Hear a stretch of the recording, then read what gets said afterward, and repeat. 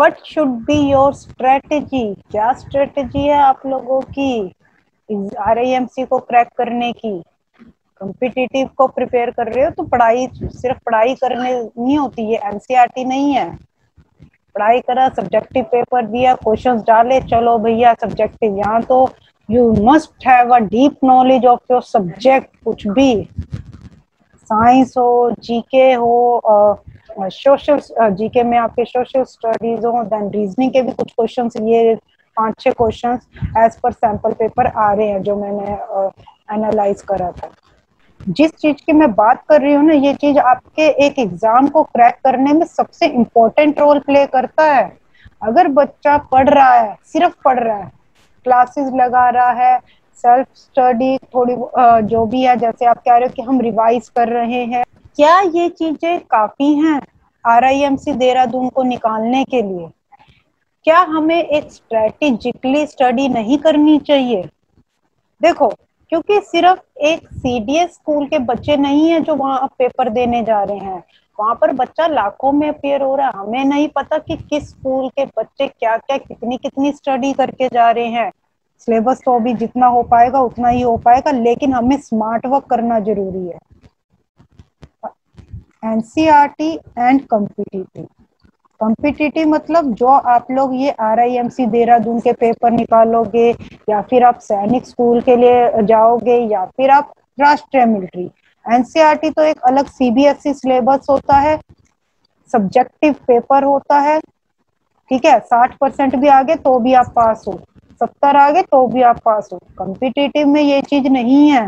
Competitive में आपको cut off तो है, कट ऑफ क्लियर करनी ही है एट एनी कॉस्ट। उसके बाद मेरिट लिस्ट भी निकलती है, ये भी मैं आपको बता दूं। देखिए, मेरिट लिस्ट वाले बच्चे को तो 100% सीट मिलेगी होता। कॉम्पिटिटिव में पहली चीज, फर्स्ट पॉइंट, बिगनिंग से पढ़ना जरूरी है, स्टार्टिंग से। ये मत सोचो कि जब मेरा फॉर्म निकलेगा मैं तब, या फिर जब मेरे एग्जाम की डेट आएगी मुझे तब ही पढ़ना है। जो बच्चा ये सोच के पढ़ाई करता है वो बिल्कुल गलत अप्रोच है उस बच्चे की।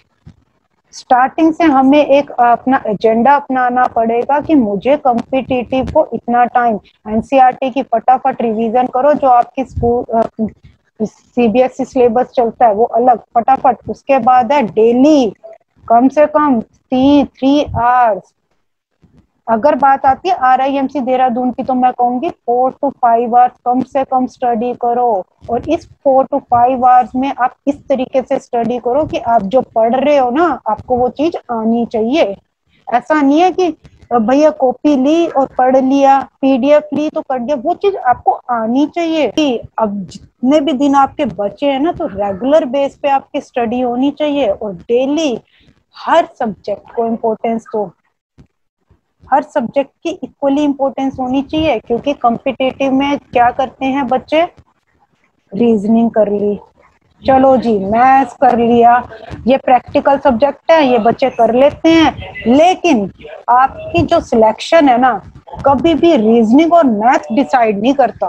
लेकिन बच्चा फंसता है GK में और इंग्लिश में। पहली चीज, GK में सिलेबस इतना वाइड है, इतना वाइड है कि आप सिलेबस को डिफाइन नहीं कर सकते हो। स्टैटिक GK मतलब पूरी इंडिया की स्टैटिक GK, पूरी इंडिया की स्टैटिक GK मतलब वो आपसे मोन्यूमेंट्स, वो आपसे हेरिटेज साइट्स, वो आपसे डैम्स, वो आपसे रिवर्स, वो आपसे फेस्टिवल्स, वो आपसे नेशनल पार्क्स, वो आपसे रिसर्च सेंटर्स, वो आपसे कोई भी टॉपिक का कुछ भी क्वेश्चन उठा के पूछ सकते हैं। दूसरी चीज, आपके RIMC में जो मैंने आपकी जो स्टडी करा था, सैंपल पेपर्स को एनालाइज करा था, ये रेपिटेशन बहुत कम कर रहे हैं, रेपिटेशन नहीं कर रहे हैं। फॉर एग्जाम्पल, इस बार जो आपका क्वेश्चन आ रहा है नेशनल फेस्टिवल का, तो अगले 3-4 साल तक वो क्वेश्चन ही नहीं डाल रहे हैं। हर बारी ये जो है अलग अलग अलग अलग स्टैटिक GK के ज्यादा क्वेश्चंस आ रहे हैं, और उसमें क्या हो रहा है कि बहुत चीजें डिफाइन, चलो भाई कभी सोइल का डाल दिया, why it is called red soil, why it is called laterite soil, इस तरीके के क्वेश्चन जो है वो बिल्डअप कर रहे हैं, बिल्कुल अलग। साइंस के 10 से 12 क्वेश्चन बिल्कुल अलग, रेपिटेशन नहीं दे रहे हैं ये लोग। सिर्फ और सिर्फ जो आपके टीचर करवा रहे हैं सब चैप्टर, उसके ऊपर बेस्ड एमसीक्यूज सबसे ज्यादा पढ़ो, बारी बारी। फॉर एग्जाम्पल, अगर आपके टीचर ने करवाया है फर्स्ट इन दी वर्ल्ड या फिर फर्स्ट इन इंडिया, ये टॉपिक होता है ना आपका स्टैटिक जीके का, इनके ऊपर बेस्ड नेट में सर्च करो MCQs, first in India, first in world, उनको जो है तैयारी करो। जितने भी क्वेश्चंस आ रहे हैं उनको प्रिपेयर करो, ऑनलाइन टेस्ट दो। इस तरीके से नेशनल फेस्टिवल, गूगल पे सर्च करो क्वेश्चन एमसीक्यूज और नेशनल फेस्टिवल, उनको पढ़ो। इस तरीके से फॉर एग्जांपल मैंने मुगल करवाया, मैंने आपको वैदिक एज कराया, सर्च एमसीक्यूज ऑन वैदिक एज, उनको जितनी भी साइट मिल रही है उनको रिवाइज करो कि किस किस तरीके से क्वेश्चन पूछे जाते हैं। इस तरीके से स्ट्रेटेजी बननी चाहिए। मैथ्स में कोई भी चैप्टर कर रहे हो, उस चैप्टर पे क्वेश्चंस की प्रैक्टिस कीजिए। जो आपका टीचर दे रहा है वेरी गुड, वो तो करो ही करो, उसके अलावा अपने एफर्ट्स दो। इम्पोर्टेंट चीज, जीके में बच्चा हर चीज नहीं लर्न कर सकता, ये चीज मानी जाती है। मैं भी एज ए टीचर कुछ हद तक इस चीज को एग्री करती हूँ, लेकिन स्मार्ट वर्क, अब क्या होता है कि कुछ क्वेश्चन ऐसा होता है, for example capital of Pakistan, option आ गया A B C D, Islamabad, Delhi, then आपका आ गया कराची, देन आपका आ गया ढाका। अब इस चीज को ध्यान से समझना, इसे बोलेंगे स्मार्ट वर्क। कैसे? अब इन्होंने पूछ लिया भाई मुझे तो कैपिटल ऑफ पाकिस्तान, लेकिन मुझे तो आती ही नहीं। अब ये नहीं है कि क्वेश्चन पढ़ के आगे क्वेश्चन पे चले जाना, ऐसा मत कर लेना। पहली चीज, ऑप्शंस को एक बारी जरूर देखना। ये जितने भी आपके 4 ऑप्शंस है ना, इसको देखना। कई बार क्या होता है कि हमें क्वेश्चन नहीं आता, लेकिन हमें ऑप्शन से आंसर निकालना आना चाहिए। फॉर एग्जाम्पल, मुझे नहीं पता भैया इस्लामाबाद किसकी कैपिटल है, मुझे आंसर ही नहीं पता कैपिटल ऑफ पाकिस्तान, लेकिन मुझे ये तो पता है इंडिया की कैपिटल दिल्ली है, Delhi is the capital of India. मुझे ये पता है कि जो कराची है वो एक सिटी है पाकिस्तान की।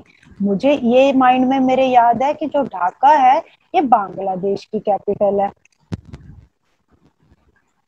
समझ आ रही है इस चीज को? मैं ऑप्शन से खेल रही हूँ एग्जामिनर के साथ। क्लियर है? मुझे आंसर नहीं आता, मुझे बिल्कुल भी नहीं पता मेरा आंसर क्या है, मुझे क्वेश्चन भी नहीं समझ में है कि मेरा क्वेश्चन क्या है। लेकिन जब मैंने ऑप्शंस को देखा ना, मैंने एलिमिनेशन मेथड यूज करा। कॉम्पिटिटिव का हथियार है ये एलिमिनेशन मेथड। जिस बच्चे ने ये चीज सीख ली ना, ऐसा कोई पेपर नहीं है वो बच्चा क्लियर ना कर सके। वेट कीजिए बेटा भविष्य।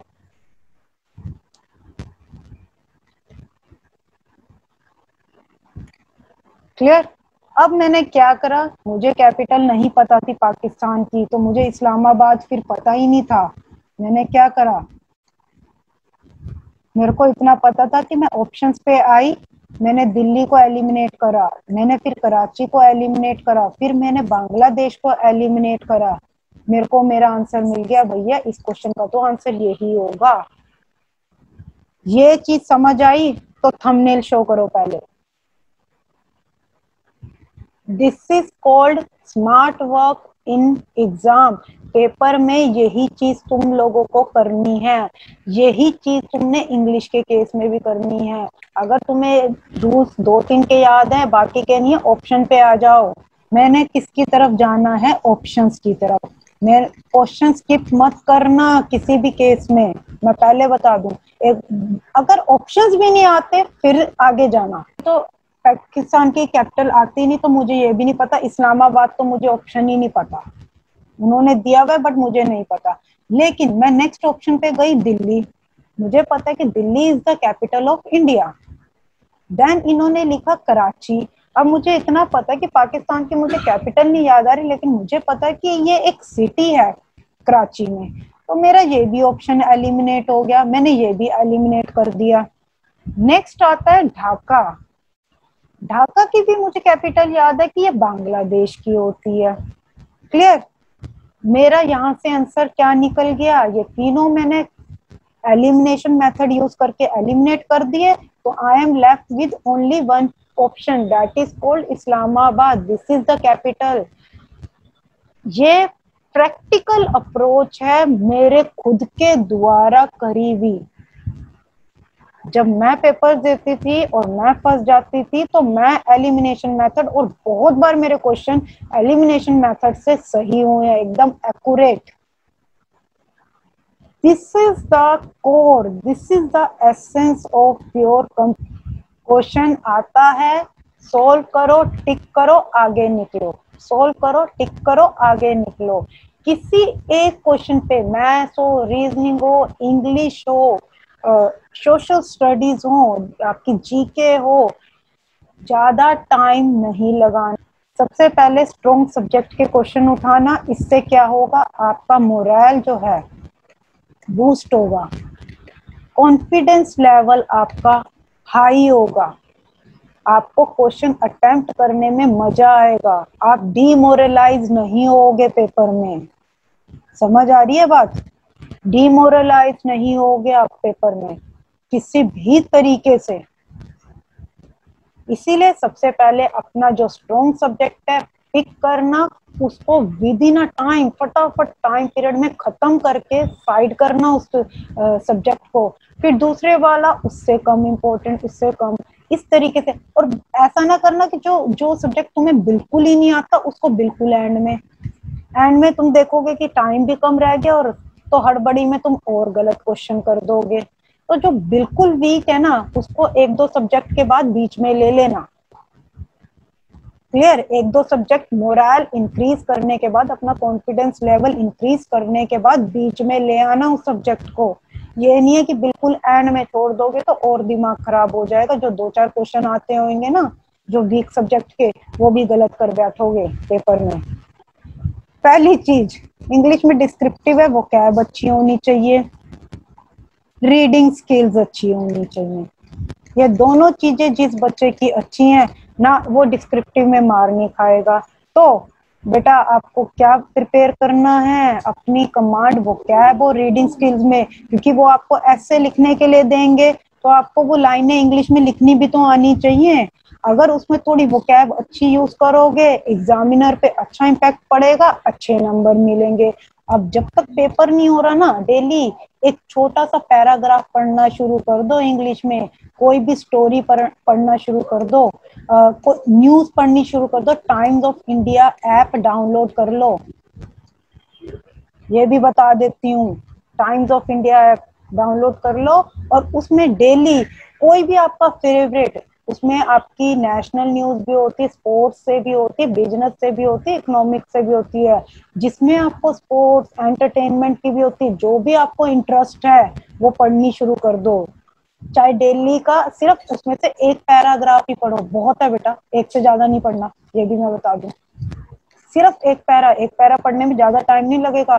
जो लाइनें पढ़ोगे उसके बीच में वर्ड आ रहा है, नहीं समझ आ रहा, वो साइड में फटाफट डिक्शनरी खोल लो, ब्राउजर में सर्च कर लो। क्या होगा, रीडिंग स्किल्स भी बढ़ेगी, वो कैब भी आ जाएगी। अगर वो कैब को अलग से करोगे ना, चलो भाई, make a sentence on word called possessive, make a sentence on possessive, make a sentence on that, ऐसे आपको टीचर वर्ड दे दे, कितने कर लोगे? कितने वर्ड जो है उसके मीनिंग लर्न कर लोगे। रीडिंग की हेल्प से वोकैब को करोगे तो आसान हो जाएगी। और ये नर्वसनेस आपकी जो है धनंजय बिल्कुल खत्म हो जाएगी, क्योंकि आपको एक कॉन्फिडेंस होगा कि भैया मुझे तो इंग्लिश में रीडिंग आती है। वो कैब कोई भी नहीं कर सकता, वो कैब अनलिमिटेड है। क्लियर है? रीडिंग अच्छी होगी तो वो कैब ऑटोमेटिकली समझ में आ जाएगी। Smart work plus hard work, study इस तरीके से करो कि पॉइंट्स को माइंड में इस तरीके से करो। फॉर एग्जाम्पल मैं लॉर्ड कॉर्नवालिस करवा रही हूँ, या मैं लॉर्ड वेल्सले अभी करवाऊंगी, क्लियर। इससे पहले वॉरेन हस्टिंग करवाया है, वॉरेन हस्टिंग ने ये चीजें करी, ऑप्शन में आ गई किसी और की, तो मुझे ये तो याद होना चाहिए कि चल ठीक है, मुझे लॉर्ड कॉर्नवालिस नहीं याद, लेकिन मुझे वॉरेन हस्टिंग तो याद है, मुझे लॉर्ड वेलेस्ली तो याद है। तो एट द एंड मैं किस ऑप्शन पे रहेगी, लॉर्ड कॉर्नवालिस, जो एलिमिनेशन बताया है। तो पढ़ो इस तरीके से कि पॉइंट्स माइंड में रखो, ये जो मैं एरोज इस तरीके से करवा रही हूँ ना, ताकि आपके ये जो पॉइंट्स है ये माइंड में जाएं, सिर्फ पॉइंट्स। उस टाइम पर फटाफट इन पॉइंट्स को रिवाइज करके टिक करो आंसर। जिस बच्चे ने अपना प्रेजेंस ऑफ माइंड, समय पे माइंड का अच्छे से यूटिलाइज कर लिया ना, उस 2 घंटे में 1 घंटे में उस बच्चे का पेपर निकल जाएगा। इस वीडियो को लाइक करें, हमारे चैनल को सब्सक्राइब कर बेल आइकन जरूर प्रेस करें हमारी न्यू वीडियो सबसे पहले देखने के लिए।